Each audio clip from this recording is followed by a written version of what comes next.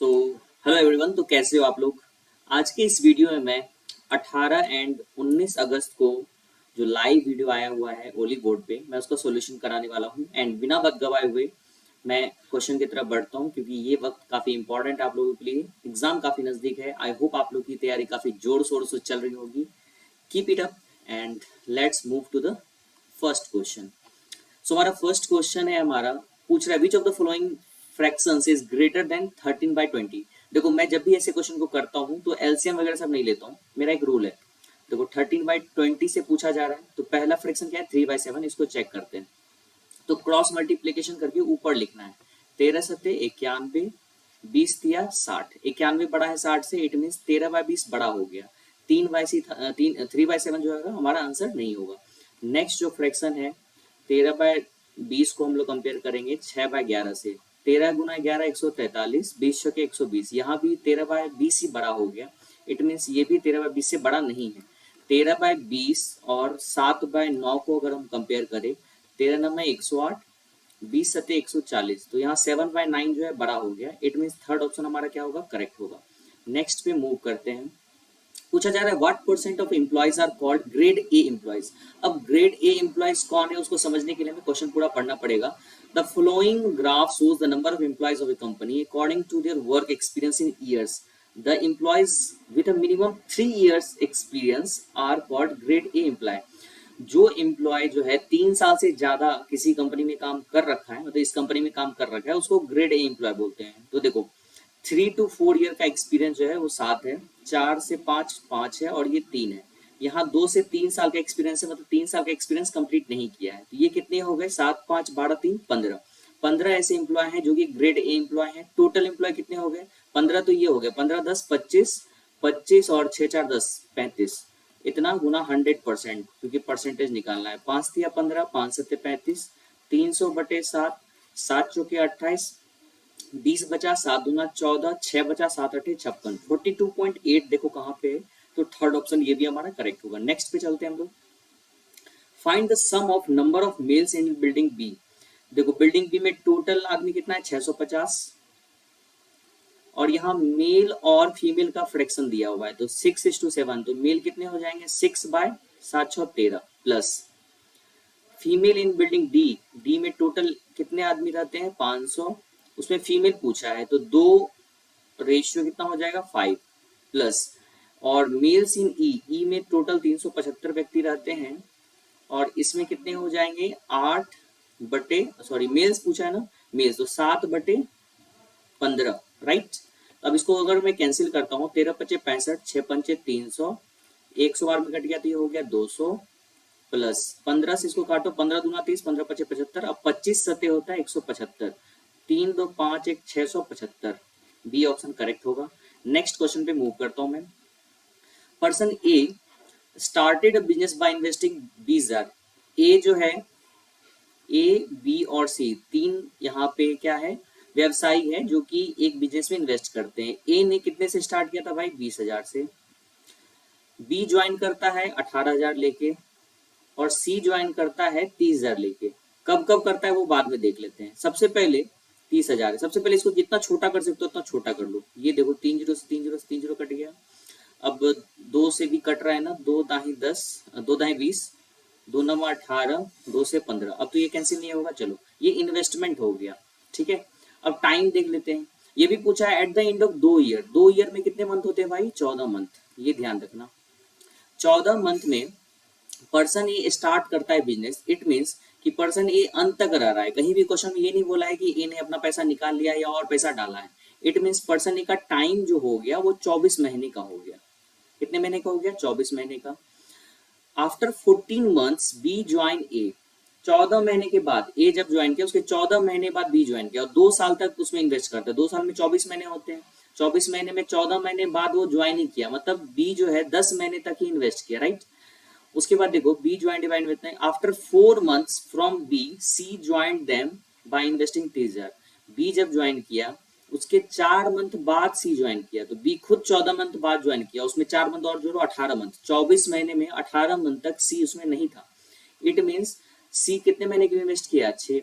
अब देखो, इसको भी कैंसिल हम लोग कर सकते हैं, 2 से 12, 2 से 5, 2 से 3। देखो यहाँ पे क्या होता है, इन्वेस्टमेंट और टाइम ये सब एक दूसरे को भी कैंसिल कर सकते हैं। मैं यहाँ रहता तो मैं क्या करता,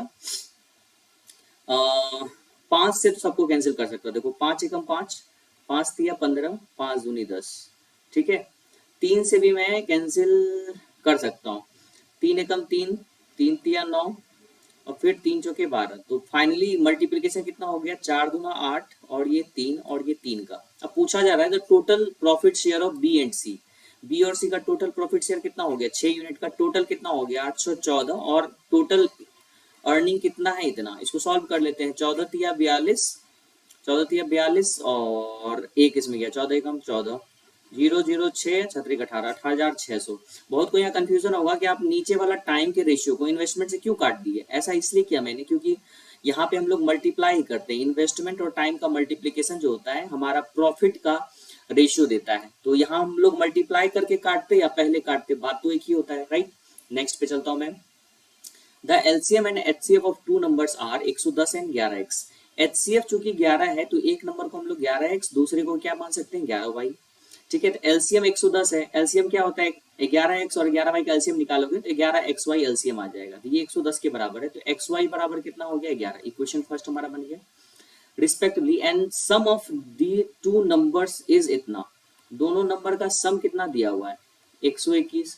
यहाँ से x प्लस वाई कितना निकल जाएगा 11 निकल जाएगा, right. Find the sum of the reciprocal of two number. सबसे पहले हमें दोनों नंबर निकालना पड़ेगा, राइट। 11 11 121 और ये 10 बार में सॉरी कटेगा, यहाँ 10 आएगा, ठीक है। अब देखो दो नंबर है जिसका सम जो है 11 है और दोनों का मल्टीप्लीकेशन 10 है, तो एक नंबर को 10 एक नंबर को 1 ले सकते हैं कि नहीं, ले सकते हैं ना। 10 एकम 10 और 10 प्लस 1 11। इट मीन्स एक नंबर हो गया हमारा, देखो इसमें अब रखेंगे हमारा पहला नंबर हो जाएगा 110 एंड दूसरा नंबर हो जाएगा 11 एकम 11। पूछ रहा है find the sum of the reciprocal of two number. इन दोनों नंबर के रेसिप्रोकल का सम पूछा है। इसका सम निकालने के लिए इसको भी 110 बना लेते हैं हम लोग। तो ऊपर नीचे 0 0 दे दिए, ऊपर हो गया 11 नीचे हो गया 110, मतलब 1/10 हमारा क्या होगा आंसर होगा। नेक्स्ट पे चले, चलो यहाँ देखते हैं। 48 men can do a work in y days। तो टोटल वर्क कितना हो गया 48 इंटू वाई, ये हमारा टोटल हो गया। MDH पढ़े होगे ना आप लोग, MDH/W। तो यहाँ पे ये कांस्टेंट होता है, तो जो इसमें रहता है बस उसी को हम लोग लेते हैं। यहाँ पे मैन और डेज दिया हुआ है तो आर और वर्क से हमें कोई मतलब है नहीं, तो ये हमारा टोटल वर्क निकला। क्या निकला ये टोटल वर्क। अब पूछ रहा है when all man work for first 20 days, सारा आदमी जो है पहले 20 दिन तक काम करता है, plus and 12 man join them to complete the remaining work in 60 days. 12 और में ना जाता है, 48 आदमी था 12 और आ गए, कितने आदमी हो गए 60, और वो सब और 12 दिन काम करते तब टोटल काम खत्म होता है। तो ये हमारा इधर भी टोटल वर्क आ गया। इसको अगर सॉल्व करते हैं हम लोग तो 48y इज इक्वल टू, अच्छा यही भी हम लोग काटते हैं उतना नहीं करते, तो 12 चौके 48, 12 चौके 48, 12 पंचे 60, फिर 4 से काटो, 4 से यहाँ 4 और 4 तिया 12। तो यहाँ आ गया हमारा y is equal to 20 plus 60 गुना टू कम्प्लीट 16, यहाँ 16 है सॉरी, तो 4 चौके 16, यहाँ भी 20 आ जाएगा। तो 20 20 कितना हो गया 40, y का वैल्यू हमारा 40 आ गया। तो टोटल वर्क हमारा कितना आ गया ये देख लो, 48 गुना 40, ये हमारा टोटल वर्क है। पूछ रहा है if 18 man work for 8 days then approximately what percent will be completed, कितना काम कंप्लीट होगा। तो 18 मैन 8 दिन में कितना काम करेगा, 18 गुना 8, टोटल काम कितना है 48 गुना 40, इतना ही काम कंप्लीट हुआ। चूंकि परसेंटेज में पूछ रहा है 100% से मल्टीप्लाई कर देंगे, 1 0 से 1 0 कटा। अब देखो 8 छके 48 और 36 18, 10 तिया 30/4, 30/4 कितना होता है 7.5%, ठीक है। नेक्स्ट क्वेश्चन पे चले। ओके यहाँ देखो AB इज इक्वल टू 46 दिया है, then which of this proportion is correct. AB is equal to 46 option से ही चेक कर देते हैं हम लोग। इसमें हम लोग बहुत तरीके से बना सकते हैं। A को तुम ऐसा करते हैं 23/A लेते हैं, इधर हो गया 2/B। तो कभी भी A और B यहाँ से निकल रहा है क्या, नहीं, यहाँ से निकल हमें रहा है A/B, वो भी आ जाएगा क्या 23/2। तो यहाँ ऐसा कुछ है दिया हुआ नहीं, तो ये हम लोग करेक्ट नहीं बोल सकते ये है कि नहीं। इसको देखते हैं 23/A बराबर B/2। तो यहाँ अगर क्रॉस मल्टीप्लीकेशन करते हैं तो AB बराबर कितना आ जाएगा 46, राइट। तो ये हमारा करेक्ट आंसर है। बाकी भी चेक कर सकते हो। A देखो A और B दोनों ऊपर है, मतलब दोनों तरफ फ्रैक्शन में ऊपर है, तो यहाँ भी ये पॉसिबल नहीं है। यहाँ भी बी और ये दोनों ऊपर में, तो ये भी पॉसिबल नहीं है, ऐसे भी चेक कर सकते हो फटाफट। नेक्स्ट पे चलते हैं। What is the radius of circle inscribed in a triangle whose sides are इतना इतना। तो ये हमें आइसोसेलेस ट्रायंगल दिख रहा है, राइट। आइसोसेलेस ट्रायंगल में क्या होता है, दो साइड 5-5 है और तीसरा साइड कितना है, 6 है। इसके अंदर एक सर्किल बना हुआ है इस तरह से, इसका रेडियस पूछा गया है। तो सबसे पहले हम लोग क्या करते हैं, देखो यहाँ से अगर हम एक परपेंडिकुलर ड्रॉ करेंगे अगर हम लोग, तो हम लोग जानते हैं यहाँ 90 डिग्री होगा क्योंकि ये आइसोसेलेस ट्रायंगल है 90 डिग्री में, और ये दोनों को ये बेस को बाइसेक्ट भी करता है, तो पूरा 6, तो ये भी 3 हो जाएगा, ये भी 3, 5 4 3 का एक पाइथागोरन ट्रिपलेट होता है। तो ये हमें पता चल गया कि ये जो साइड है हमारा एडी, एडी कितना हो जाएगा, 4 हो जाएगा, राइट। एडी अगर 4 हो गया तो यहाँ से इस पूरे एबीसी का एरिया कितना हो जाएगा, हाफ इंटू बेस, बेस कितना है बताओ, 6 इंटू हाइट 4, ये एरिया हो गया। अब इसी ट्रायंगल का एरिया हम लोग दूसरे तरह से निकालेंगे, क्योंकि ये हमारा इन सेंटर है, क्या है, इन सेंटर। एंगल बाइसेक्ट, देखो आइसोसेलेस ट्रायंगल में अगर इस वर्टेक्स से हम लोग बेस पे परपेंडिकुलर ड्रॉ करते हैं तो वो इन सेंटर से पास करेगा, राइट। तो ये हमारा इन रेडियस हो गया, ये भी हमारा इन रेडियस, ये भी हमारा इन रेडियस हो गया। इसका हम लोग अलग तरीके से एरिया निकालेंगे इस छोटे छोटे ट्रायंगल को जोड़ के, ओ बी सी का, ओ ए सी का, ओ ए बी का। तो इसको हम लोग एरिया कैसे निकालेंगे, half into base into height, वही यहाँ बेस 6 लेंगे लेकिन हाइट 8 लेंगे, फिर यहाँ बेस 5 लेंगे तो हाइट 8 लेंगे, तो 8 सब में कॉमन हो जाएगा और अंदर हो जाएगा 6 + 5 + 5, तो 5 5 10 से 16, 16 से 4 अगर काटोगे, 4 चौके 16 बार में कट जाएगा, हाफ से हाफ कट ही गया, तो r बराबर आ गया 6/4 मतलब 3/2 मतलब 1.5। रेडियस से पूछा गया है। नेक्स्ट क्वेश्चन पे मैं चलता हूँ। Amit got a new table for 19% discount. Had Amit got no discount, Amit would have had to pay इतना more। ठीक है, देखो अगर वो डिस्काउंट नहीं मिलता तो जो उसका एमपी है उसी पे खरीदता, एमपी होता है 100%। अब उसको डिस्काउंट मिल गया 19% का, मतलब उसे 81% में सामान मिल रहा है। तो इन दोनों का डिफरेंस तो 19% हमें पता है, यही 19% का वैल्यू कितना दिया हुआ है, 32.908। पूछ रहा है हाउ मच डिड अमित पे, अमित ने कितना पे किया, 81% पे किया, तो 1% का वैल्यू कितना आ गया, ये देख लो 32.908/19। उसी में अगर 81% अगर हमें निकालना होगा तो 81 से यहाँ मल्टीप्लाई करना पड़ेगा। उसे सॉल्व करते हैं, 19 से इसको काट दो, 19 से कम 19, 10 29 3 मतलब 139 हो गया, 19 सते 133, फिर 6 हो गया, 19 57, 19 38, 81 से इसे गुना कर दो और लास्ट में 3 डिजिट के बाद फुल स्टॉप दे देना। 1 से मल्टीप्लाई करेंगे 3732 हो गया, 8 से काट दो, सोचो बाकी 1, 8 24 25 5 बाकी 2, 17 8 136 2 138, 2 9 2 0 4 1, 140 दोनों देखो कहाँ पे, फर्स्ट ऑप्शन। ठीक है, नेक्स्ट पे चले। The area of minor sector subtending the central angle 50 degree at the center is 9.5 cm। Sector क्या होता है ये देख लो, किसी भी आर्क के द्वारा सेंटर पे आर्क और दो रेडियस के बीच का जो एरिया होता है उसे हम लोग क्या बोलते हैं, सेक्टर बोलते हैं। माइनर सेक्टर वो होता है जब एंगल जो है 180 से छोटा हो जाए, तो ये एंगल हमें 50 डिग्री दिया हुआ है। ठीक है, पूछा है तो इस पूरे सर्किल का एरिया क्या होगा, यदि इस डॉटेड लाइन वाला जो पार्ट है इसका एरिया कितना है 9.5, तो इसका एरिया होता क्या है θ/360 इंटू πr²। ये हमें 9.5 दिया है। पूछा है कि what is the area of the remaining part of the circle. सबसे पहले देखो इसका एरिया कितना आ गया इतना, तो पहले हम पूरे सर्किल का निकाल लेते हैं। पूरे सर्किल का एरिया कितना हो जाएगा 9.5 इंटू 360/50 ऐसा लिख सकते हैं ना। तो ये कट गया 1.9 बार में, 19 से इसको गुना कर दो, 19 चौके 114 के 4 बाकी 11, 19 का 57 और 11 इतना हो गया। ठीक है, तो ये हमारा हो गया कितना 68.4। अब उसमें से हमें क्या करना पड़ेगा, देखो अब ये जो πr² आया ये पूरे सर्किल का एरिया आया, उसमें इसका एरिया कितना दिया 9.5, तो घटाना पड़ेगा 9.5, तब जो है रिमेनिंग पार्ट जो ये वाला बचा है इसका एरिया हमें आएगा, मतलब इसको मेजर सेक्टर भी बोल सकते हैं। 14 में से 5 गया 9, 7 यहाँ आया, 17 में से 9 गया 8 और यहाँ बच गया हमारा 5, 58.9 कहीं है क्या, हाँ डी ऑप्शन हमारा क्या होगा, करेक्ट होगा। नेक्स्ट पे चले। A Puma store announced an offer that is if one buys 4 t-shirts then the 5th t-shirt is sold at a discounted price of ₹15 only।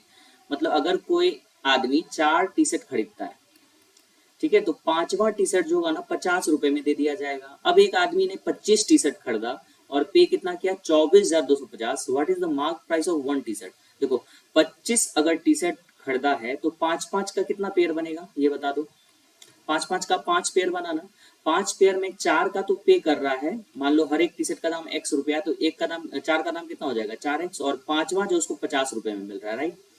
तो ऐसे जो है 4x प्लस 50 जो है इस 5 का हुआ। टोटल कितने टी शर्ट है 25, जिसको 5 से गुना कर दो, और टोटल यहाँ कितने हो गए हमारा 24,250। कोई दिक्कत, अब इसको सॉल्व करना है।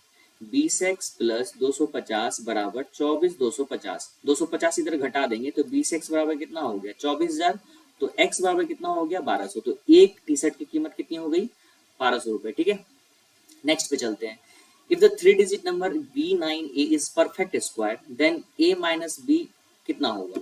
तो अब हम लोग 3 डिजिट का स्क्वायर कब आएगा, 10 का स्क्वायर कितना होता है 100, 11 का 121, 12 का 144, 13 का 169, 14 का 196, तो बीच में 9 यहाँ आ रहा है हमारा। A माइनस बी पूछ रहा है, अगर ये A H को B माने तो इस दोनों को घटाओगे 6 में से गया 5, तो ये हमारा करेक्ट आंसर होगा। नेक्स्ट पे चलता हूँ मैं।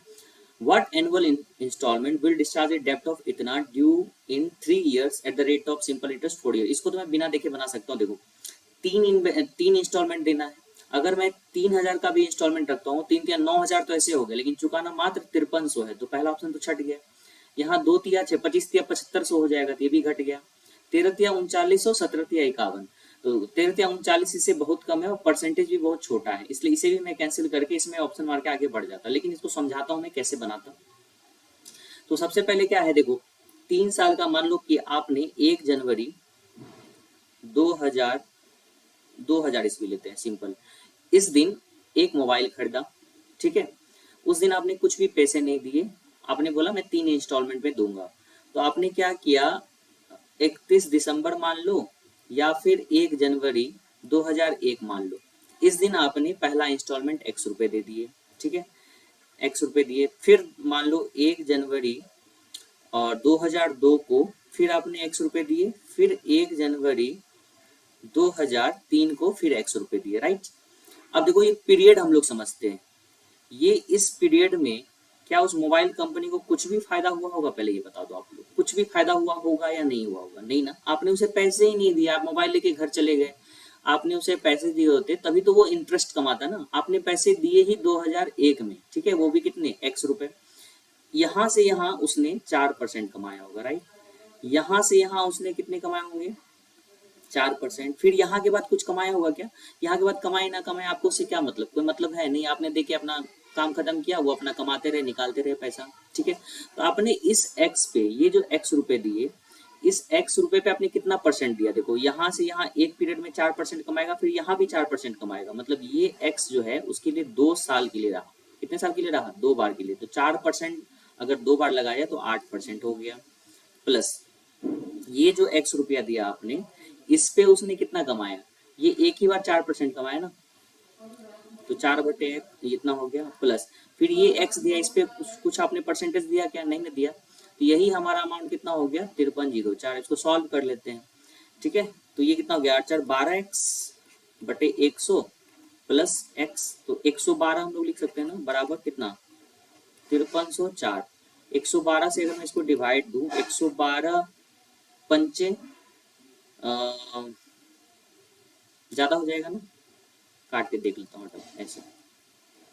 112 चुके 448, 10 में से 8 गया 2, 2 बचा यहाँ, 2 2 2 2 8, और यहाँ कट गया 4। 112 सते 7 दूना 14 के 4 बाकी 1, 11 सते 77 1 78, पूरा नहीं कट रहा क्या,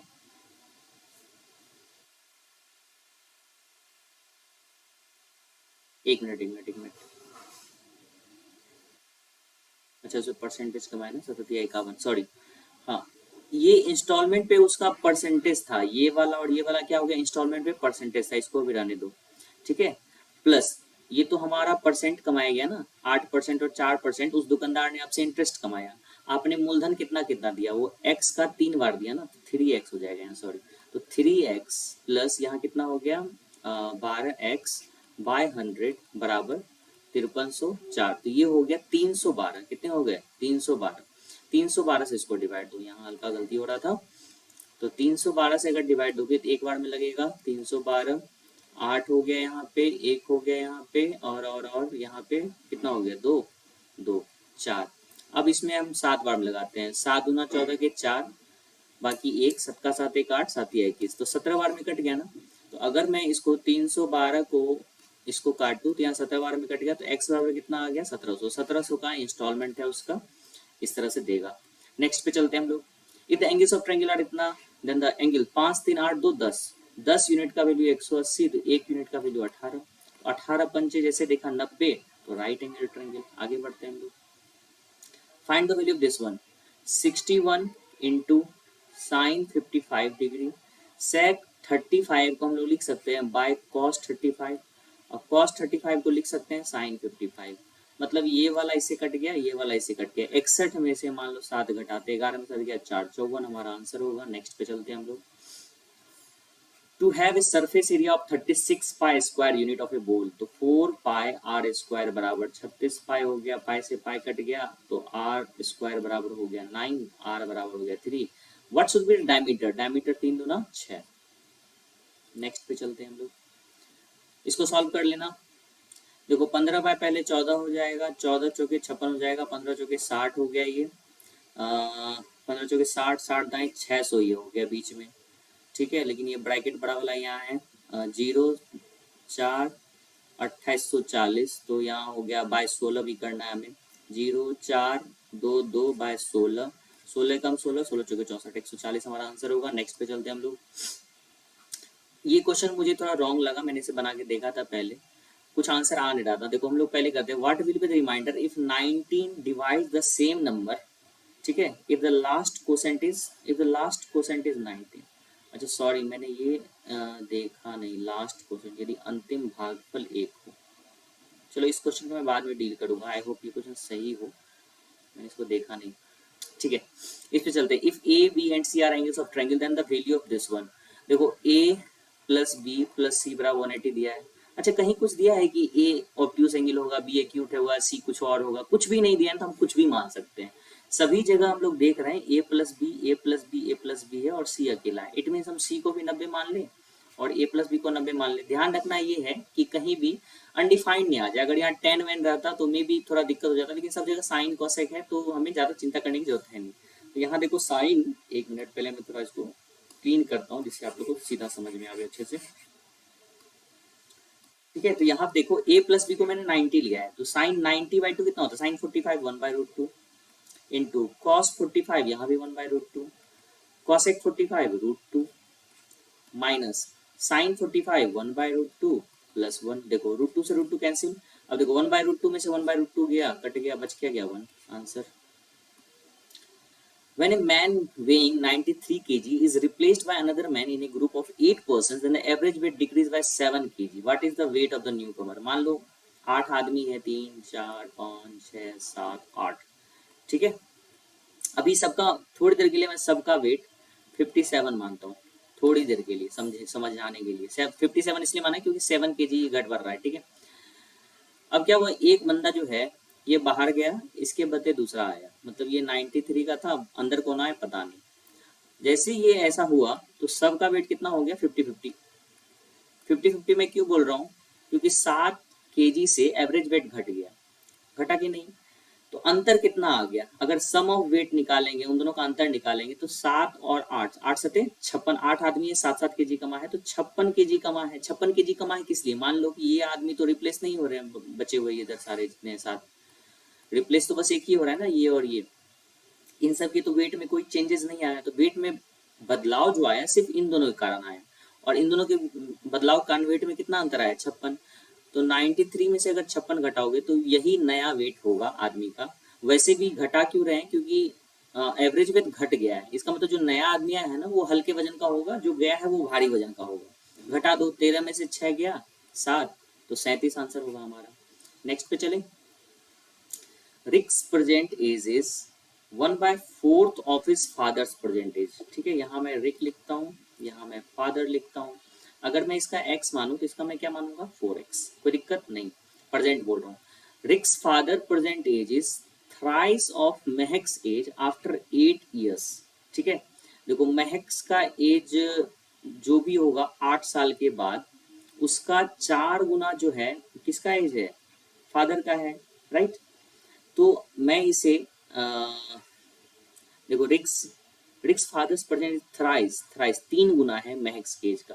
अब फादर का एज को 3 गुना बनाना है, कोई ऐसा नंबर लेते हैं इसका 3 गुना ऐसे बनाना है, तो मैं इसको 12 बना दूं तो चलेगा क्या? अगर मैं इसको 12x लूंगा तो सबसे पहले इसको 4 से डिवाइड दे देंगे तो 3x, क्योंकि इसका 4 गुना है, 4 तिया 12।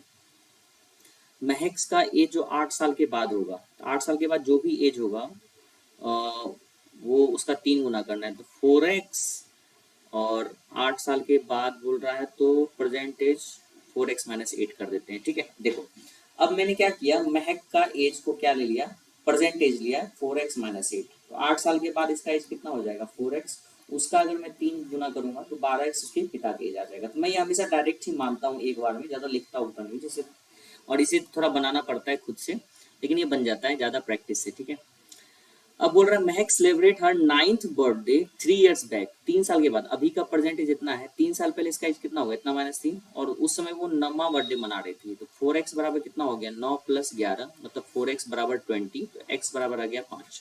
पूछा क्या है, व्हाट इज द रिक्स परसेंटेज, तो 3x गुना मतलब 3 × 5 15 years। ठीक है, नेक्स्ट पे चलता हूँ मैं। A solution contains 75% milk and बाकी वाटर है, 75% मिल्क है तो 25% वाटर, इन दोनों का रेशियो कितना हो जाएगा 3:1। कोई दिक्कत, मतलब 3x मिल्क होगा तो x क्या होगा, वाटर होगा। A part of solution to be removed and replaced by same amount of water to make the ratio of milk and water is 3:4।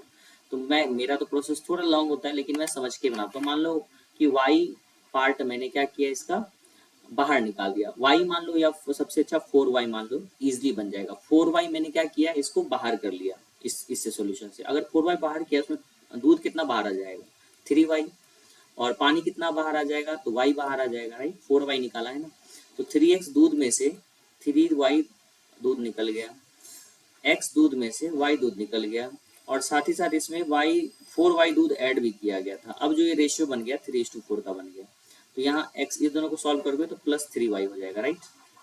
Solve कर लेते हैं अब। देखो यहाँ से 3 से 3 कॉमन लेके 3 से 3 काट भी सकते हो, कॉमन कोना गुना करोगे तो 4x - 4y बराबर यहाँ हो जाएगा x + 3y, यहाँ हो गया 3x बराबर 7y, राइट। तो y का वैल्यू कितना आ गया 3x/7। कितना पार्ट हम लोगों ने निकाला था, 4y पार्ट ने निकाला था, जिसको 4 से अगर गुना करेंगे हम लोग, 4 दिया 12x/7 हो गया। ठीक है, अब ये जो 12x/7 निकला था, किस में से निकला था, 4x में से निकला था। किस में से निकला था, 4x में से। इसको सॉल्व करोगे तो 3/7 पार्ट हम लोगों ने क्या किया था, निकाल लिया था, राइट। नेक्स्ट पे चले, इसको सॉल्व करते हैं। देखो x बराबर 3 + 1 अपॉन, ये जो है बार बार रिपीट नहीं कर रहा है, 3 + 1/3 + 1/3 इनफाइनाइट टर्म तक जा रहा है, तो इस पूरे को भी तो हम लोग x मान सकते हैं। यहाँ से इस पूरे को हम लोग क्या कर सकते हैं, x बराबर 3 + 1/, इस यहाँ से इस नीचे को फिर से हम लोग x बोल सकते हैं कि नहीं, बोल सकते हैं, क्योंकि यही चीज तो रिपीट हो रहा है, इनफाइनाइट टर्म तक है। तो x - 1/x का वैल्यू कितना आ गया भाई, 3 आ गया। निकालना किसका है, x³ - 1/x³ का। इसका फॉर्मूला होता है x - 1/x into x² + 1/x² plus x into 1/x, मतलब 1 हो गया। फिर इसको हम लोग क्या करेंगे, इसको हम लोग x - 1/x का होल स्क्वायर लिख के प्लस 2ab करेंगे, तो यहाँ 3 बन जाएगा टोटल। तो हमारा वैल्यू आ गया ये इंटू ये इंटू ये, तो ये हो गया हमारा 3 इंटू 3 का स्क्वायर 9 + 3, 9 3 12 3 36। ठीक है, नेक्स्ट पे चले। A boy standing on a railway platform noticed that a train took 42 seconds to completely pass through the platform, which is 110 meter long, and it took 18 seconds to pass him. Find the speed of the train. सबसे पहले train का length हमें नहीं मालूम है, length of train L मान लिया हमने, ठीक है। स्पीड ऑफ ट्रेन T मान लिया, इनटू उसको समय कितना लग रहा है लड़के को पास करने में 18 सेकेंड, तो इस डिस्टेंस बराबर स्पीड इंटू टाइम। लेकिन जब वो प्लेटफॉर्म को पार करते हैं तो प्लेटफॉर्म का लेंथ को भी जोड़ देंगे, ट्रेन का स्पीड तो T ही रहेगा, और इसमें उसको 42 सेकंड लग रहा है। पूछ रहा है फाइंड द स्पीड, मतलब हम लोग को T निकालना है, L घटाना है, L हटाना है तो सब्ट्रैक्ट कर देते हैं, सेकेंड माइनस फर्स्ट अगर करेंगे तो लेफ्ट हैंड में 110 बचेगा, इधर हो जाएगा 42 में से 18 गया 4 24 T, तो T बराबर हो गया 110/24। लेकिन ये मीटर पर सेकंड में आया, इसको घंटा किलोमीटर प्रति घंटा में बदलने के लिए 18/5 से गुना करना पड़ेगा। 6 18 6 के 24, 22 पंचे 110, 2 दूना 4, तो 11 33/2 मतलब 16.5। Next and last, the side of square is increase by 15%, then its area increase by, तो इसका फॉर्मूला है a plus b plus a b by 100, right. तो 30 इधर हो गया, ये 225 100 से डिवाइड देंगे 2.25 मतलब 32.25। आई होप आपको सारा क्वेश्चन समझ में आया होगा। एक जो क्वेश्चन मैंने छोड़ा है उसको मैं होगा तो बाद में एक्सप्लेन कर दूंगा। Thank you very much for watching this video and all the very best for your upcoming SSC CGL 2024 exam. Thank you very much guys for watching this video. Please subscribe this channel and be on it. Thank you.